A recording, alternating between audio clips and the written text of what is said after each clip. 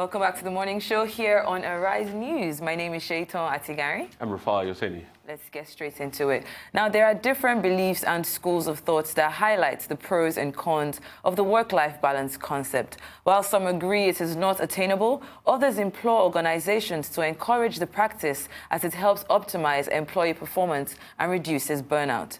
On one hand of the concept of work-life balance, you have work, which represents employment, career, and professional life. On the other hand, there is life, which represents your social life, family, and your personal life outside of work. Very well said, Answer. But a popular misconception around this is the erroneous belief that work-life balance is when you allocate equal amount of time to both aspects of your life. It's trying to apportion equal time for work and life outside work. This is very unrealistic anyway. So joining us to discuss this and more is Dr. Eugene Hu, Senior Lecturer at the Lagos Business School. Welcome to this show, Eugene. Thank you. Thank you for I'm really looking forward to this because I'm trying to have a work-life balance myself. Great. So let's talk about this. Regus gives office space. People rent office space from Regus. Did a stat recently that says over 50% of the Nigerian workforce is burnt out. So, do I agree? Do you agree with that first? Work-life balance is possible, I think. But first, to set the stage, Rufai, earlier on you were talking about whether it's possible to apportion equal amount of time. The issue is not the amount of time you apportion. To set the stage, realize that we play different roles in different domains. Right now, we're in the studio, so this is one domain. What role are you playing here, Rufai? A TV personality. You go home, another domain, you play another role. So work-life balance actually implies satisfying the demands of those different roles wherever you are. So it's possible. I mean, because conversations about work-life balance can lead us to start talking about the role of technology, because technology makes it possible. But how do you, I think the crunch matter here is how do you effectively satisfy those demands? And I'll give you an instance. A nursing mother, you just had a baby. We all know how you can't sleep overnight. And you're a TV personality in the morning, and you come in here in the morning, and you want to give your optimal. But when you look at it, you're burnt out, you're tired, you're sleepy. You've satisfied one area, but satisfying the other area is a challenge. And that's why they say it brings an imbalance. Yes. Now, remember also that to maintain this balance, we need resources. Material resources, psychological resources. The nursing mother needs resources to balance. For example, there is a maternity leave. That's a temporal provision. But at the same time, she needs to allocate time, mental resources to the child. There are lots of things that the organization can do to make work-life balance possible, even after she returns from maternity leave. For example, we talk about flex time. We talk about resuming later, closing earlier. For instance, how supportive is the supervisor? This is a very important resource, for example, for the working mother. I mean, research has shown that perceived supervisor support alone, even if it's just perception. Perceived supervisor support alone is a very important resource that helps working mothers to cope with stress. Not just working mothers, but all employees. So there are resources, but these resources are limited. You can exhaust them. And when you exhaust them, we talk about stress and then burnout. But then there are things we can do not to exhaust them. One of them is the role of the supervisor. Another in organizations is family supportive policies that they put in place. For example, recently the Lagos State government was talking about leave, maternity leave, not just maternity leave, but also paternity leave. Yeah. Because the father can help to relieve the stress from the mother. Okay, so such work family policies help. There are other resources as well. Communication with co-workers can help relieve the stress. Okay, there are also things about recovery activities that we do after a hard day at work. For instance, the commute trajectory after work affects a lot. Okay, we don't have too much greenery here, but there's research saying that if your route home from work has trees, you get home better relaxed, and you are therefore able to attend to the other demands that wait for you at home. Well, we cut all the trees here. But the government has to plant a million trees. But we don't see them on the road. You don't have trees on the parliament. So really, work-life balance is possible. But Before talking about how possible it is, if you like to understand it a bit more, what are the things that have made work-life balance a bit complicated? There are demographic shifts, for instance. There are more dual income earning couples. Both spouses work outside the home. There is more elder care, especially in a culture like ours where we take care of the aged. So you have your mother or your mother-in-law living with you. So these shifts, I mean, introduce a new dimension. Okay, of course there are house helps, but they can't replace the role that the mother or the father can play. Because the roles are not just physical, like feeding them or helping them do their homework. Even attention, because there's something called destructive parenting, where parents unintentionally, for lack of the resources they need to pay attention to notice when the child is getting sick. Okay, yeah. You know, let's talk about, Nigeria. In our current economic climate, the pressure to work and, earn a living is at the highest that we've seen so far. Now, you've spoken about dual earner incomes, our couples. But I want to talk about people, a single person that has 2, 3 jobs and still has to, balance it out with their home life. Now, what are the realistic ways, like creating realistic boundaries between work and life? Because it's easy for us to sit down here and say, oh, resources, but there are people that are working 20, 22 hours just to put food on the table. How do we balance that out? Well, I don't mind 3 jobs, so I can earn more. But seriously, the boundary between work and life, some people will idealize a boundary that is impermeable. That is not realistic. I mean, from the time that employers began to give employees BlackBerry, or now with mobile phones, that boundary has become permeable, that you don't know when you move from work to home, to family, or from family to work. So in that sense, the boundary is permeable. Let's accept it. There are good sides to this permeability, because on the one hand, I can take work home. Then that way, I don't need to stay at work, then I can attend to the other demands of the home. Or I can take home to work. But there are literatures that are totally against that, because they say... Leave work at work. Productivity really drops. And I'll give you an instance. In France, for instance, I was in Paris recently, and there was a talk being pushed forward as regards employers not responding to work emails after 5 p.m. Yes, there is also research showing that it's actually more beneficial to play multiple roles. I give you one possible reason for that. Imagine someone with a very terrible boss. Good experiences in the family can buffer this negative work experience. Imagine someone with a nagging husband. I say that deliberately, it's not only wives that nag. Someone with a nagging husband. A good experience in the workplace can buffer the negative experience. So in that sense, it makes more sense, therefore, to have a permeable boundary. Okay, so that successes can buffer failures on the one hand, failures can buffer successes. And then to this person, to the scenario you are painting, people with multiple jobs, there are things that employers can do. For example, if I find a very interesting talent that I want to keep, but this talent is not available to me 24 hours, I make it possible for this person to work from home. Telecommuting, technology makes that possible. There are some jobs that you can do from home. And especially in a city like Lagos with such terrible traffic, and if I want to get the best from people, sometimes I tell them, you don't need to work. I beg your pardon, you don't need to come to work. There is good internet. So introducing flexibility can help people keep multiple jobs. But of course, these resources are not limitless. At some point, you realize, man, I can't do more than 3. Time to stop, So. Okay, so, you've spoken about all this, but I want to, just put this on the table. Now, Japan is, one of the countries that is known to have one of the longest working hours known to man. And Microsoft Japan decided to break that cycle by offering a 3-day weekend. So basically, they work from Monday to Thursday. And they found out that in that time, productivity increased by 40%. Do you think that is something that could ever happen in Nigeria? Is it something that, we should look into. Maybe that would increase productivity in our nation. That we should have longer weekends. We already have. We'll have a holiday on Sunday. We extend it to Monday. With that work, I think one thing, something that employers should try to keep in mind, we need to have a bit more trust of employees.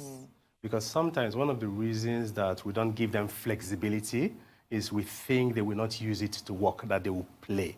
So I like that scenario. But even when we give them flexibility in the office place, don't they use it to play? They use it to play. Oh, then, well, yeah, so I think the flexibility will work. But even talking about play, when employees play at work, not necessarily a bad thing. Sometimes that is a good thing. Exactly. For instance, there is research showing that maybe the use of social media during work hours might be an employee trying to distress from a boss that has bashed him or her. So in that sense, what you see as destructive behavior in the workplace might actually be a recovery behavior to make sure that there is no burnout. So there needs to be a bit more trust. So with this trust will allow me to tell them, okay, fine, you finish your work, I set targets for you. Once you do this, you can go to the beach, have a good life, see you. Okay. I mean, because I'm really particular, and I was excited you brought up about the Japanese example. You know, because Japan is a very work-driven society. In fact, in Japan, they have so much a work culture. There's a word called karoshi. Karoshi in Japanese means work till death. Wow. And people actually work till death. I mean, people... That doesn't sound good. Yeah, there are people that drop down dead from excess work burnout in Japan. So for them to now adopt this 3-day model, you know, juxtaposing that with Lagos, isn't it something we should look at? Because, you see, being in traffic is work on its own. It's like walking till death. So I used to tell people cumulatively, an average Lagosian works about 18 hours a day, spends 6 in traffic, spends another 12 at work. Now, So, yeah, whether it's something we should adopt or not is one question, or whether it's something that makes business sense is another question. I think circumstances will force employers to be more flexible. For instance, consider the nature of the workforce. Demographic shifts, we're saying, the workforce will increasingly become younger and younger, Generation Zs, Generation Ys. These people have a different way of working. And then talent will become scarcer and scarcer, okay? With the boundaries between geographical locations melting, you have migration of talents. In this competitive environment, when it becomes more difficult to keep people for a long time, employers would have to be flexible. but even with employers being flexible and some Nigerian employers not being willing to be more flexible, despite all the assumed work we have, the productivity level of an average worker is still very low. Take, for instance, in Nigeria, your productive rate, if you were to dollarize it, is $5. In South Africa, it's about $19 to $20. So with all this so-called hard work you do, your average productive capacity is still $5 per hour. So what are you recommending that they should be? How about working smart? That's where the conversation on technology should come in. Yeah, exactly. So that's what I mean, that circumstances will make them decide to work smart. Okay, circumstances will decide to make them work smart. For example, consider a young working population, They decide where to work right now. What is the definition of employee loyalty? Before now, it used to be that you stay in an organization for a long time. But then look at resumes now. People spend 2 years in one workplace, and then they move to the next one. You look at the resumes of people you want to employ. Now, if you are basing it on the number of years... We'll go for a quick break. All We'll right. come back and we'll rest and come back to work.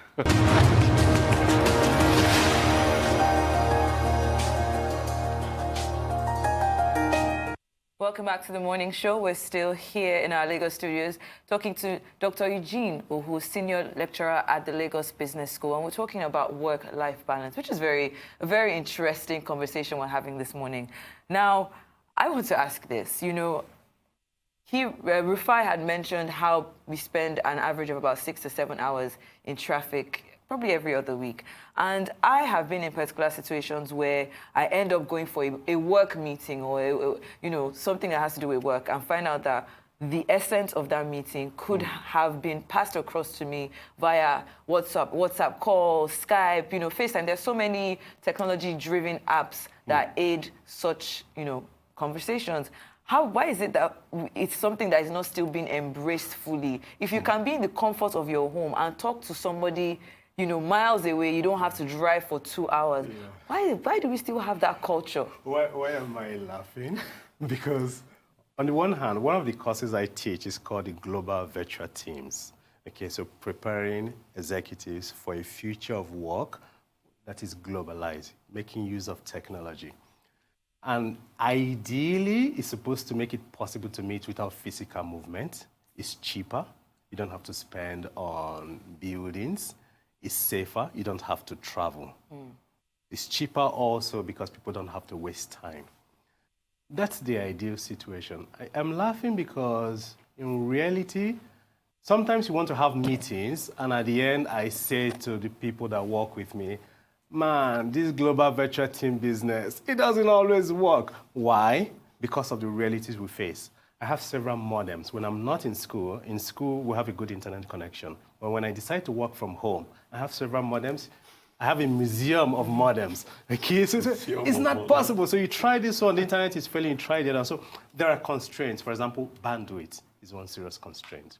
Okay, so once employers have learned to trust people, bandwidth is another constraint.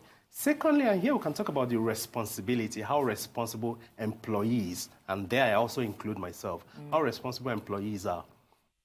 When the video is not on, you can imagine 1,000 things people are doing during a conference call. Okay? So people are distracted. Yeah. So someone might be making coffee, cooking, doing...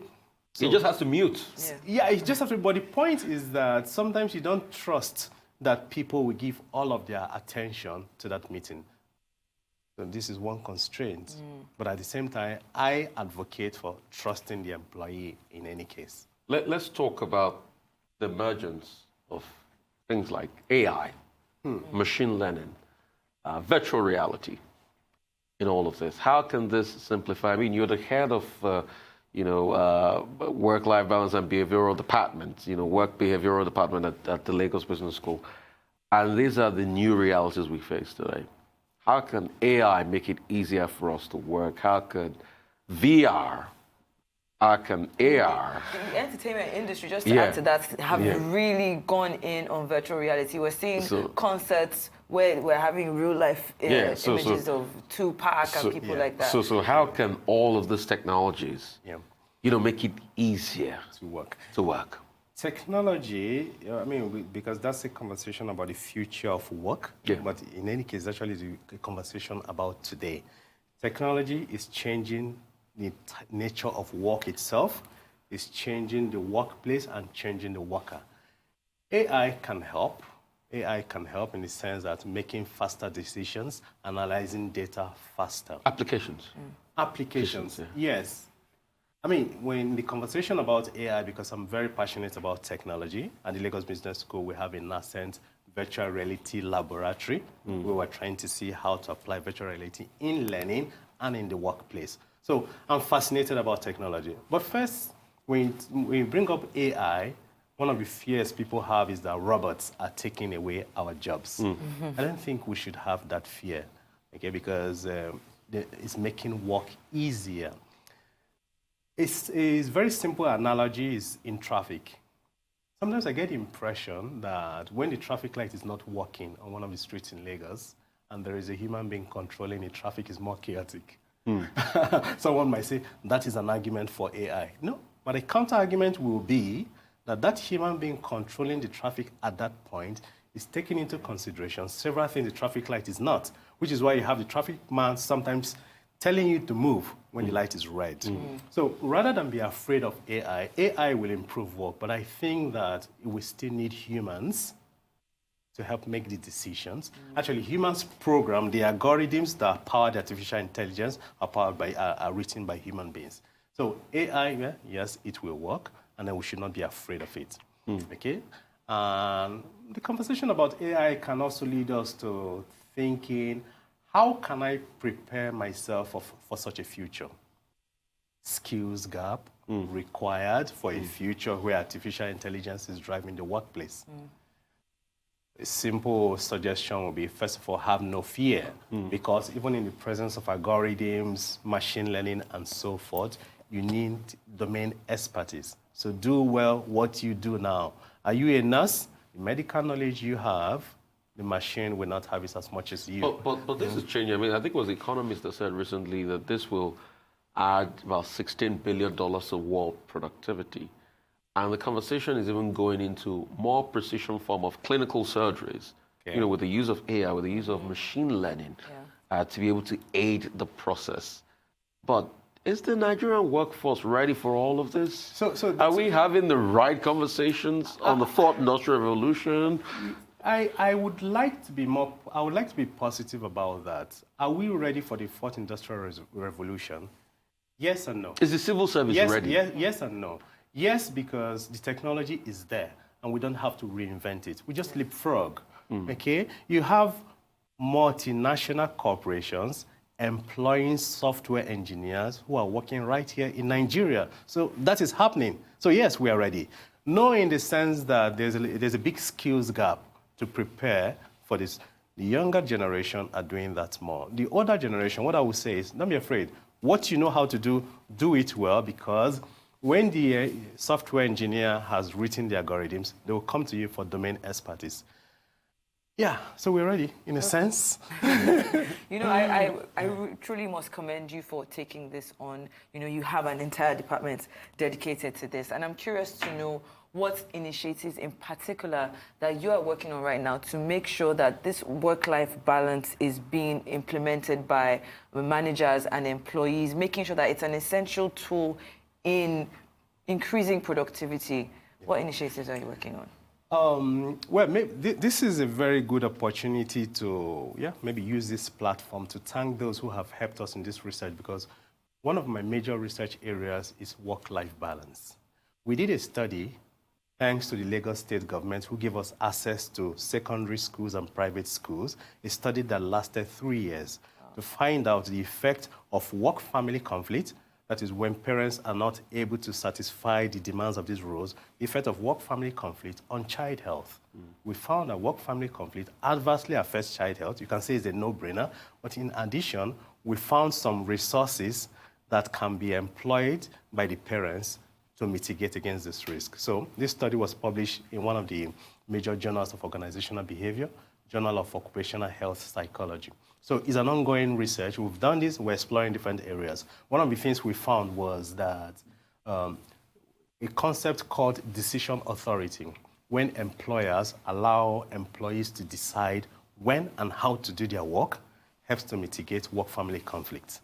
Another is perceived supervisor support that we mentioned earlier, when supervisors support employees. For example, allow them to take calls from home, ask them about the family. Sometimes we say, oh, that's a family business. No, just showing concern helps families to cope. So it's an ongoing research, and then, we're doing that a lot in the organization. That's about the family. Some people, because I know some employers that will say, oh, that's quite trivial, like, do my work, I pay you your money, that's all. And then you wonder why the employee goes for a training sponsored by you and leaves from there. During the exit interview, when employees are about to leave, sometimes they tell you they're going for greener pastures. They're going to school. Yeah, they're going to school. What they say. Many times, the real reason is because of a negative experience with the immediate supervisor. They don't tell you that in the exit interviews. So supervisor support is very key. When we talk about employee engagement, getting them emotionally and intellectually committed, the main things that influence that engagement. Supervisor support is one key one. Communication with other employees is another key one. They are seeing how what they do connects with what the organization is doing is another key one. So, so those water cooler conversations should not be had only between employees at the lower level. The senior management should also have a way to have water cooler conversations with employees so they know when things are happening. I understand you're doing some work as we wrap up on using, through a virtual reality lab to aid concentration and I'm public having fun. speaking and things like that. I mean, just talk to us about it, because that's really very important. Yes. Aid concentration, help employees at public speaking, because Yes. public speaking is another big problem. A lot of employees, they have a problem, you well, know, I will making commend my presentations. employers. Yeah. No, yeah, because apart from my office, I have a lab, a virtual reality lab, and then we're trying to study how to use this immersive and interactive technology, both in learning and in the workplace. What Rufai refers to is using virtual reality to help students overcome the fear of public speaking, because they say that apart from death, that's one of the greatest fears. So, I mean, there you get into the virtual reality. There is an imaginary audience tracking eye movement, seeing how much attention you are. You see when somebody is dozing and things like that. We're also trying to employ virtual reality prepared for, because we have colleagues teaching operations, for example. How can you use this in operations? It's fascinating. So you can say, I go to work to have fun. Do you need any human specimens for this? I think maybe myself and Rufai So when you pass by the Lagos Business School, come to the VR lab. We will. And then when you are done working, we'll get you to play a few games as well.